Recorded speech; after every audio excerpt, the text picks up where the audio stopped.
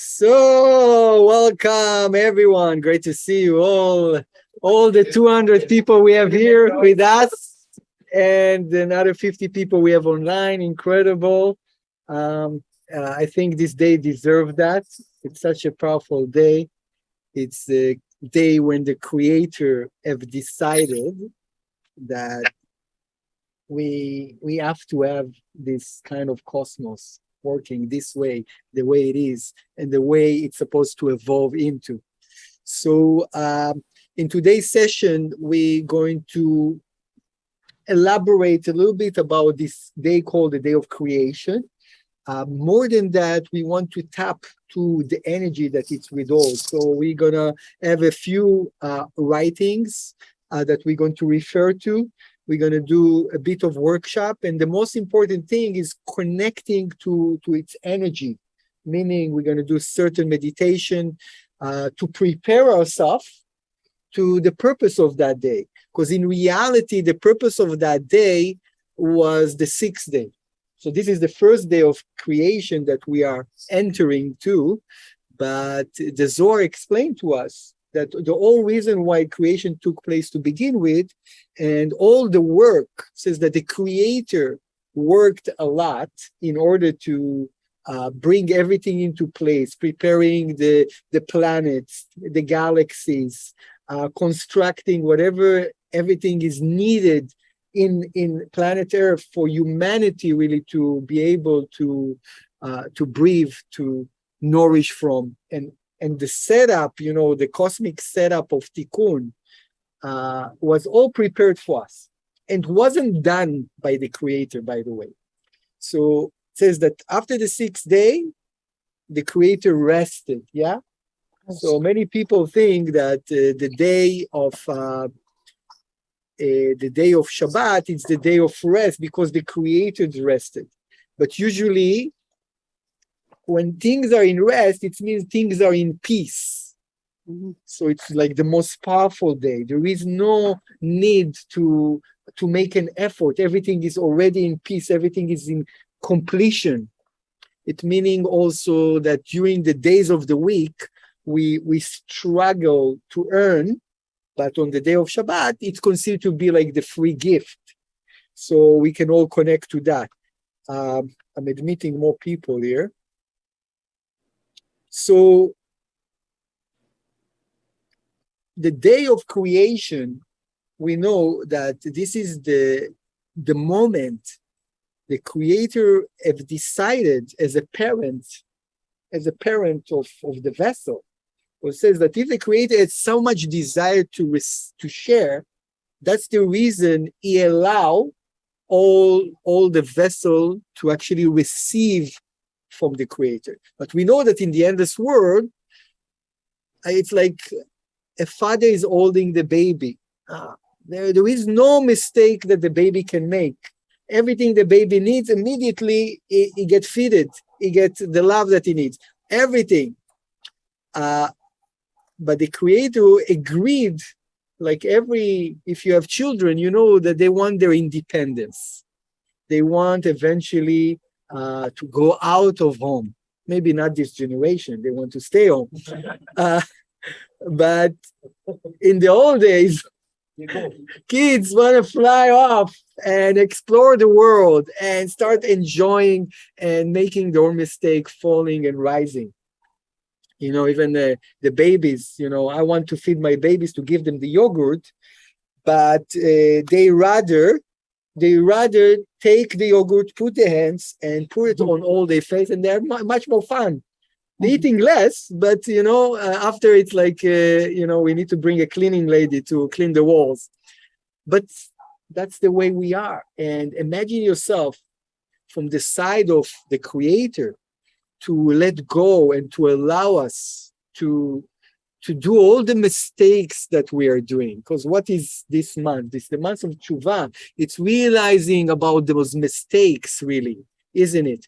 It's realizing that, I wanted freedom, but I wanted free will, but I didn't make the right choices. So this energy of being able to let go through love That's an interesting way of loving someone. Because imagine yourself how we relate to love. And we're going to read in a second an article by Karen Berg, and I want us to have discussion around that.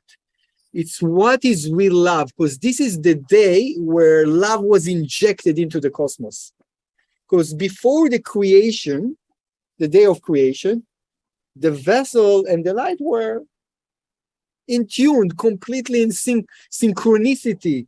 The light is giving endlessly, the vessel receives endlessly, everything is perfect. But then the vessel requested that, let me be like you. Let me have the ability really to share, which I cannot do with the creator, because the creator doesn't have any desire to receive. So if the creator doesn't have the desire to receive, he was willing really to give all the parts, the segments of that vessel, which is all humanity, to be able to have like a platform where they can be co-creators. Yeah. So this is really can give us such a huge lesson about unconditional love. We don't do it with our partners. We don't do it with our colleagues at work. We don't do it with our friends. The definition for love is a bit different for us. It's a lot about control. It's a lot about how much I can receive from that love, and so on and so on. There are a lot of selfishness that's involved in what we define as love. Okay, so let's read it out loud. Who can read it for us out loud? Someone from the crowd. Sebastian, can you read it for us? Me? Yes. Okay. Oh, wow. All right, let's go. Kabbalah teaches that the world was created for our enjoyment. We were created to be happy and to experience joy. The earth is a great gift from the Creator. Before the creation of our world, we were at one with the Creator in a utopia where there was no lack, sadness, pain, depression, or problems. We received endless energy and endless blessings, like a small child in the arms of his parent. Our every need and want were provided. But as life shows us, a child will eventually grow up, and this process hints to what occurred so many thousands of years ago. As we began to mature with the Creator in our utopic world, we became unsatisfied because although we received everything from the Creator, there was one thing we did not receive. We did not receive the satisfaction of being a giver and sustainer ourselves.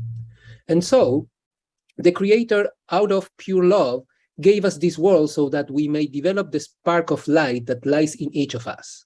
Like the pain any parent experiences when a child leaves home, the Creator felt this pain all the more, but allowed us the gift of free will, knowing it was the only way for us to achieve the fulfillment we sought. The love that releases another so that they may mature and grow is the most pure and selfless of all love. For true love has no agenda, no attachment or control. It is a love without agenda, a love that sets one free. This is the love that is born this week, an authentic love that cultivates once again in our hearts. Oftentimes, we may think we love someone when actually we may just be loving ourselves.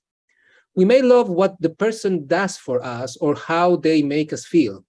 This is called a shadow love, and it's about what we need out of the relationship. We are primarily thinking of ourselves. But if we say we love someone, how is it then we do not always know when they are in pain or hurt?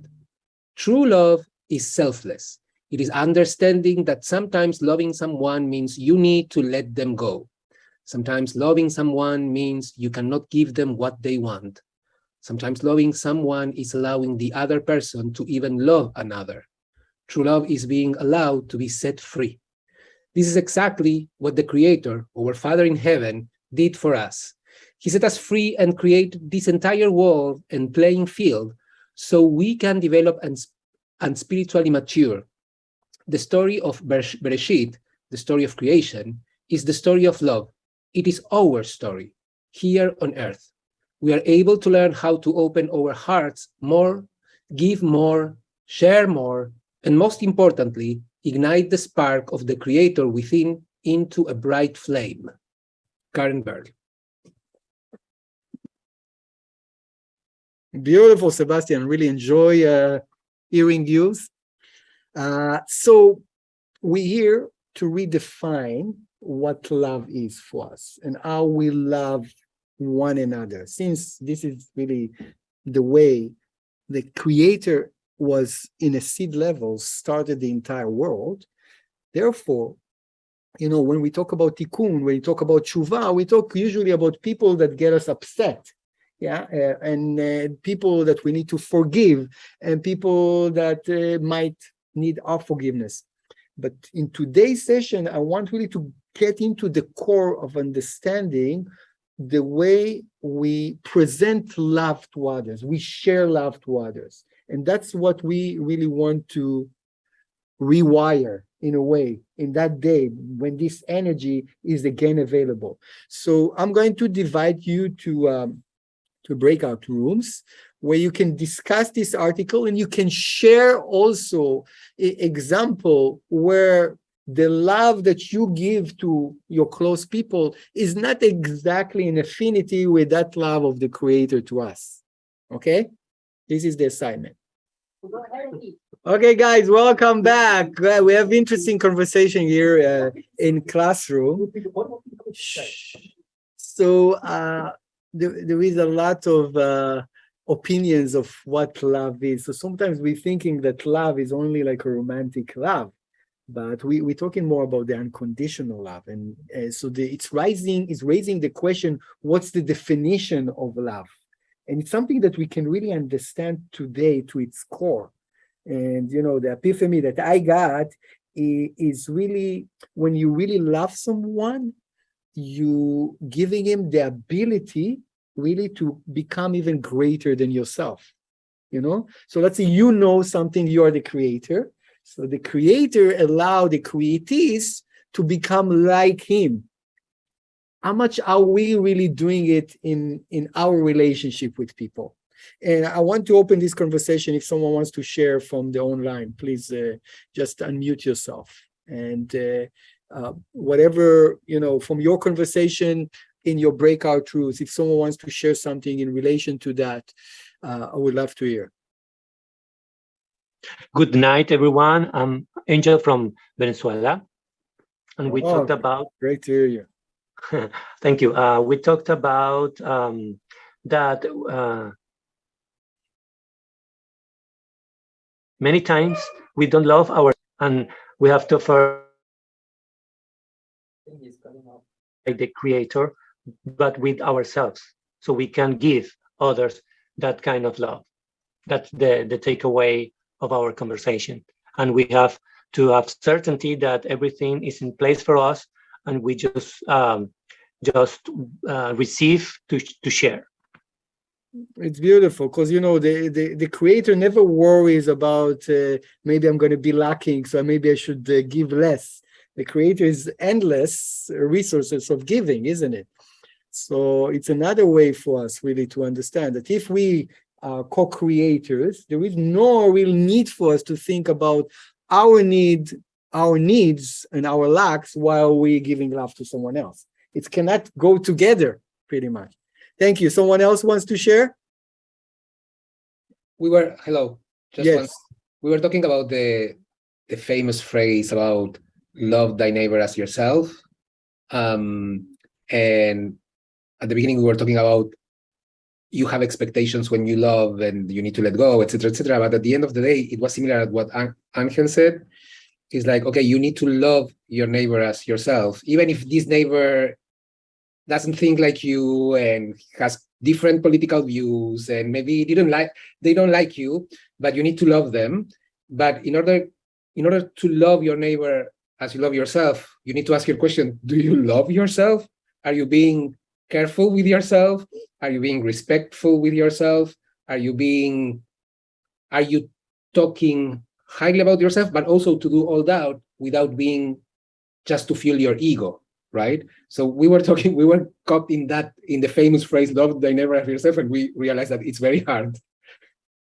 But today we can really understand that if on the seed level, we've been injected with unconditional love, this is truly our core. So anytime that we go in and satisfied with something less or not loving myself because I see all those coverings around my art, I see all my mistakes, I see where I'm not so perfected, and I'm tapping into that more than to the essence of who I am. So of course, yeah, how can I give other than that to other people? So usually if I reflect some kind of a hatred or disagreement toward others, I'm just, I'm with affinity with the way I feel about myself. I can share. Yes. I share with my group. This is the story about my sister that she had a car accident that was very bad, that the doctor would give like only 50% chance that she would come back. And so I pray at night, I meditated, and what came up finally, I guess during my meditation, I saw the picture that my cousin told me, how she was thrown out of her car and everything. And that at that point, I decided, okay, if that was too painful, I don't want her to come back and feel that pain. And I realized that I want her to come back because I don't want to feel with my own grief. If she would have to, if she died, then I have to deal with that myself here. And at that point, so I let it go, let the creator to decide with her whether she want to leave or she want to go. But at the end, she come back. So, but it was a release for me when I got to that decision. So it was really an act of letting go and allowing whatever the soul of your sister need. Yeah. Right. Yes. Yeah. Even though you're going to feel the lack, you're going to feel the grief and the missing her. Yeah. Yes. True. Yeah. Beautiful. So I want to read you a section from a book called The Thought of Creation, by some of the articles that coming from the Rav Ashlag. And it says there, what does the Creator want from us? Okay. And the Rav Ashlag explains, and our sages have already instructed us that the Creator created the world solely to bestow pleasure upon his creator. So the Creator, of course, the only reason why the Creator created this place that we not necessarily still have pleasure from constantly is only so we have pleasure.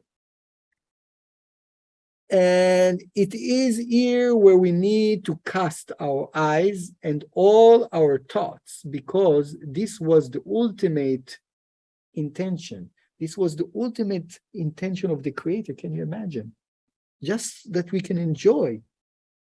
And the action of creating the world, and we have to look into it, since the thought of creation was to bestow pleasure upon his created beings, it is necessarily follow that he would have created a great deal of desire in their souls to receive that which he thought to bestow upon them.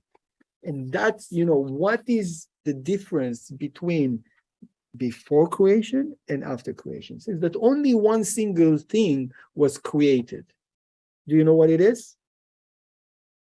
Only one single thing had to be created in order for everything to follow.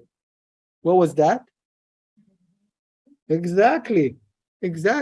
So it's called the desire to receive. So within that, the desire to receive, already we have the capacity, that's the, so the desire to receive is already the capacity to receive all that pleasure, the endless pleasures that the Creator intended for us. And it's enough there. But who goes and limit that? We are, with our small thinking, with our bad experiences, with our limited beliefs. We limit that and we're shrinking that. So the reason why we are connecting today is first to remember what's the purpose of creation? What the Creator really wants from us? He wants us to enjoy, wants us to have pleasure. That's the the reason of all reasons. Yeah. How together? Yeah, of course. I have to learn how to act with affinity with the same essence of the creator. I have to learn how to do so. So let's continue. After all, the amount of every delight and pleasure is measured by the degree of the desire to receive it. So as much as the desire to receive is greater, then to that extent is the degree of the pleasure much greater. Are we clear about that? Meaning that if we're awakening more desire to receive, we most likely have greater chance to have more pleasure. But some of us thinking at times to be spiritual is to reduce your desire to receive. But it's not true. In reality, wherever and whatever we get pleasure from right now, which is physical things and all the things that seems to be kind of pushed on us by society of what is pleasurable and what is not pleasurable, if it's respect, if it's power, if it's physical pleasure, if it's what have you, this is considered to be actually a smaller desire to receive. Why it is? I mean, it could be inclusive in the totality of desire to receive. So why won't I be able to influence? Why won't I be able to add value? Why won't I be able to be a leader and take care of more people and share with more people? Yeah, absolutely. But whatever small desires that we have, they kind of shrinking my ability to receive the ultimate pleasure that the creator has. Does the creator enjoy from something physical? No, because the creator is not physical. So as much as we find our fulfillment with things that are more spiritual, most likely that what will happen, we're going to have more pleasure. But for that, I have to increase the desire for that. You understand? So if my desires is constantly chasing after the mundane things of life, most likely I won't be able to receive that pleasure. And that's where we're missing. So the totality of focus is really, what is idol worshiping that we've been working on and we're going to work on during Rosh Hashanah. It's putting the light secondary, putting the spiritual things secondary for all other things, to my work, to the way I set up my bed, to the clothing that I wear, to what I eat. That's where most of our focus is. But that's considered to be a smaller desire to receive. It's much harder to desire for spiritual matter. You have to work much harder for it. You understand? To awaken that. The very thought of creation will require creating in the soul extremely created desire to receive that would be equivalent to the degree of the great pleasure with which the Almighty had thought to delight the soul. This is because the great pleasure and the great desire to receive go hand in hand. Is that making sense? Questions about that? Yeah, one question from here. Yeah, please. The small desires you talked about, or seeking pleasures in worldly things, it's like you're saying that it's not bad, but it is like Limited. It's limited. Yeah. I just stop with that. Go for something bigger. That's what you're saying. But I understand that part, and also like that can be those small pleasures that we see can be idol worship. That can be categorized as labeled as idol worship compared to not putting on. So that, I got that part. But what is the ultimate pleasure? All right, I got this. So now, what is the ultimate pleasure that the Creator is willing to bestow, and what is the ultimate desire we can have? And that is still way vague. The ultimate is that we can become co-creator. So imagine yourself, you look at all creation and you know that there is someone behind it. First, we need to increase the whole, the appreciation that there is some kind of energy force we call creator, which we don't understand really what it is. But if we look at the creation, we will understand there's something that is so vast and so powerful. So we must owe it. And more than that, we can activate a similar force inside each and every one of us that can do similar things. This is where you get the most powerful pleasure you can ever imagine. We acting like creator. We acting like the creator. We emanating the qualities and we being co-creators in the process. Exactly. Exactly. In every given moment, I mean, we're still living in physical reality, but in every given moment, you can decide, are you co-creator or are you a vessel that in need for something? It's like we are being proactive in the creation rather than reactive. More than that, it says in the Zohar that the creation wasn't completed. The Creator was so generous with us. Say, you know what? I want you to complete it. I can make it perfect. The Creator can make it perfect, but I want you to complete it. This is what you wanted to begin with. You wanted to become like me. Go, complete it. Yes, hi everybody. Sorry, but it is not clear for me, how is it that we become co-creators? I'm sorry, but I'm sure you have explained it already, but it is not clear for me. We need to realize that we have that capacity inside our DNA. Because if the vessel was created from the DNA of the Creator, it must have it inside of it. We just need to learn to activate it. But we were so distracted by other things that relates to our five senses, the physical reality, that we kind of forgotten. And that's some kind of memory that we want to bring out to the surface today. What does it mean to be co-creator? It means that if the Creator has the ability to create something out of nothing, it means that we can see emptiness and we can create something out of it. We can see chaos and we can make an order. We can see a challenge, we can overcome it. We can see something that is impossible, we can create a miracle. All of those things are built inside our programming. We just need to learn how to activate it. This is what it means co-creator and more. Thank you so much. Okay, beautiful. So now I want to share with you a section from the Zohar, from portion Turma. It's a very famous part of that Zohar, and it's actually relating to Rosh Hashanah. Michael Berg in the last two Shabbat been sharing with us about the covenant, about the Brit. I don't know if you've been able to listen to the last two sessions that Michael did. One, the last Shabbat, and the part of Slichot he did after Shabbat. So the idea of Brit means there is some kind of partnership between us and the Creator. The partnership, which we call covenant.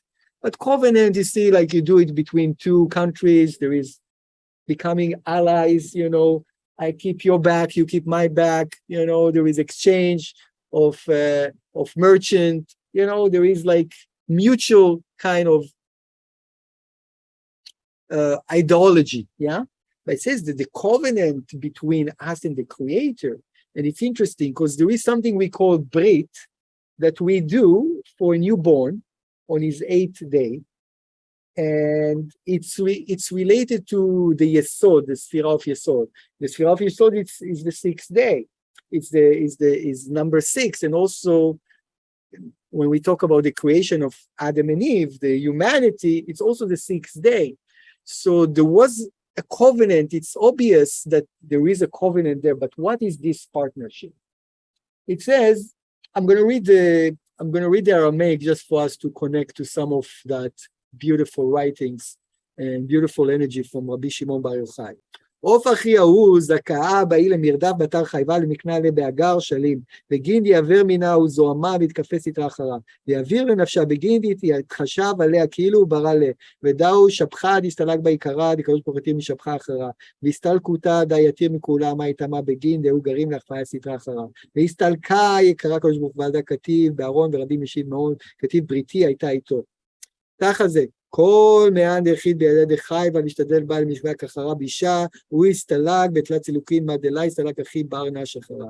גרים והקפץ איתה אחריו, וגרים הסתלק בקדוש ברוך הוא ביקרא. וגם מקיימה כל עלמה בקומה ובתתה ועל האי, בר נש כתיב, בריתי הייתה איתו החיים והשלום, וזכה למכנה בנין לבנוי, וזכה באו לעלמה, וזכה למה דעתי.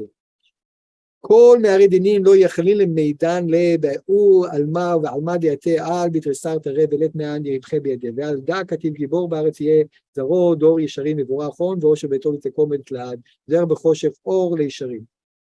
I really recommend to refer back to any Zohar that you have in your language, but it's portion Truma verse 40, okay?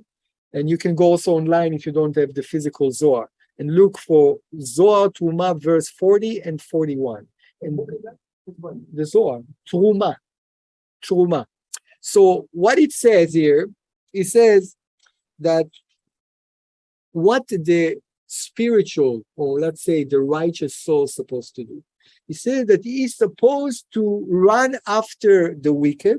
This means that as a person that has less consciousness, you have to run after him, chase after him, and you have to make sure he helps that person to overcome whatever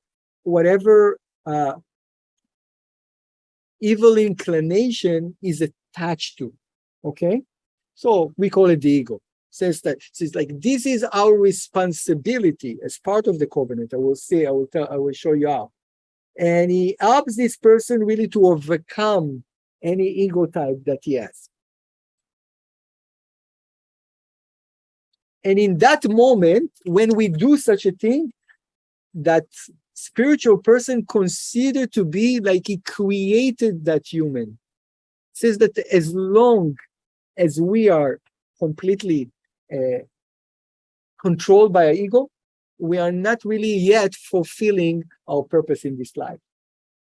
It means that we are kind of zombie. It's like we are robots. We are not really living yet. So the moment we are helping someone else to overcome his ego and to connect and to have the understanding that there is a light force out there and all the rules of creation, in that moment, like we created, we are creating the person. This is what we're talking about, co-creation. And he says in that moment, the creator owner going to recite within him. And he says this is the most greatest elevation a human being can achieve. There is no greater action to chase after someone and to help him to elevate his spirit, his spirituality, to understand, to take responsibility, to do tshuva, to do an act of sharing, to understand what the meaning of life and so on. There is no higher act than that, the Zohar says, guys. This is what convinced me to become a Kabbalah teacher. I was very selfish and focused on entrepreneurship in my life. And that's what convinced me. And that says about this person, and my covenant is with him. This is the true covenant. This is the true partnership that we came. This is what it means to complete creation, truly. That's what the job that the Creator left to us. Can He created a people that are already complete and spiritual? Of course, if the Creator wanted to do that, it would be easy to do. But he didn't, because He wanted us to do this job. So in the second verse, it says, "Come and see every person that holding the end of the wicked. Wicked, it's a code name for someone that is less spiritual. And he make the effort that he's going to leave the path of selfishness. He received 3 different elevation, which other person cannot achieve in any other way. He causes to surrender the evil inclination, and he causes the Creator to elevate. We actually helping the Creator to be understood by humanity in that moment. And he causes the world to be fulfilled from below and above. And about this person says, my covenant will be with him. The life and the peace. And that's the merits that now the Zohar tells us. If someone really take that as a mission in his life. He said he will be able to connect to a lineage of seeing his sons and grandsons. He's married in this world and the upper world. He said that all the forces of judgment will never be able to, so all the force of judgment will never be able to judge him in this world and the world to come. So this is what happened in Rosh Hashanah. If we're returning to that type of partnership, commitment, covenant, that's the reason we are canceling the forces of Satan, of whatever mistake we're doing. And we did in the past. It can be erased as long as we are in line with this type of partnership. And that's what we want to awaken on that day, to remember. He said that he would enter to 12 gates of the firmament, and there is no one to prevent him. You know, where we see that we have sometimes people we call enemies that try to prevent things from happening in our lives. Or we try and try, but it's not really happening. Yeah. It means like there is a force that prevents us. So no force will be able to prevent from whatever you want to get in life. And now I want to connect more to the part of the meditation we want to do in these special days. So one of the Kabbalists called Ben Ish Chai, he actually shared that on this day, there is such a merit, there is such gifts that we can receive, that it's so important to take this day seriously. And the day is actually just started. Yeah, I mean, it started now. It's going to be till sunset tomorrow. So all this day, we need to act like co-creator as much as we align with whatever we shared with you today, and no anger towards anyone, no judgment toward anyone. You know, a complete fast from any desire to receive for oneself alone on that day, just going to help us in the process to get to Rosh Hashanah. So Ben Ish Chai said this Kabbalist, different candles, that's what he said that we need to light. And it says that the moment we are lighting that 5 candles, we need to actually share the story of creation and the first day that I'm going to read from the book of Genesis. Because we know that the whole entire Zohar and the essence of the Zohar, it's really all about the Genesis. Because within Genesis, within the first word, the Tikkunei Zohar, which is the essence of the Zohar, is 70 different translations for the word Bereshit, which is Genesis. And because everything is in the DNA, everything is in the beginning, the rest is just the effect of that. Of course, not by coincidence, today it's also the anniversary of Rabbi Elazar, which is the son of Rabbi Shimon Bar Yochai that wrote the Zohar, that put the Zohar together. Actually, they were attached to one another by all means. I mean, the revelation of the Zohar and everything, they were both of them together. So it was Rav Shimon, even though he's like the famous one, but he was pretty much in all those events of bringing the Zohar together. It's interesting that he decided to leave the world exactly on the day of creation. Say, Bereshit bara Elohim et hashamayim ve'et haaretz, והארץ הייתה תוהו ובוהו וחושך על פני תהום, ורוח אלוקים מרחפת על פני המים. ויאמר אלוהים יהי אור ויהי אור, וירא אלוהים את האור כי טוב, ויבדל אלוהים בין האור לבין החושך, ויקרא אלוהים לאור יום ולחושך קרא לילה. ויהי ערב ויהי בוקר יום אחד. You can close your eyes to know that lighting a candle, it's lighting our soul. We're going to repeat that again. בראשית ברא אלוהים את השמיים ואת הארץ, והארץ הייתה תוהו ובוהו, וחושך על פני תהום, ורוח אלוהים מרחפת על פני המים. ויאמר אלוהים יהי אור ויהי אור, וירא אלוהים את האור כי טוב, ויבדל אלוהים בין האור ובין החושך, ויקרא אלוהים לאור יום ולחושך קרא לילה, ויהי ערב ויהי בוקר יום אחד. We are meditating really to connect really to the essence of the contract of why we are here in this world.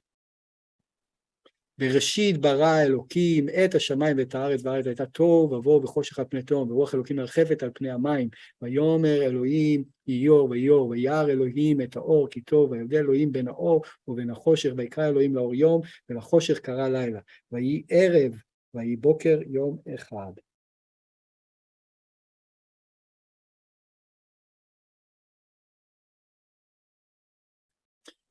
בראשית ברא אלוהים את השמיים ואת הארץ, והארץ הייתה תוהו ובוהו וחושך על פני תהום, ורוח אלוהים מרחפת על פני המים. ויאמר אלוהים יהי אור ויהי אור, וירא אלוהים את האור כי טוב, ויבדל אלוהים בין האור ובין החושך, ויקרא אלוהים לאור יום ולחושך קרא לילה, ויהי ערב ויהי בוקר יום אחד.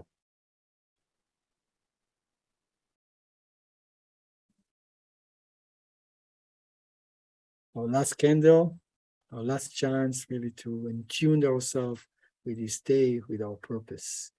בראשית ברא אלוהים את השמיים ואת הארץ, והארץ הייתה תוהו ובוהו וחושך על פני תהום, ורוח אלוהים מרחפת על פני המים, ויאמר אלוהים יהי אור ויהי אור, וירא אלוהים את האור כי טוב, ויבדל אלוהים בין האור ובין החושך, ויקרא אלוהים לאור יום ולחושך קרא לילה, ויהי ערב ויהי בוקר יום אחד.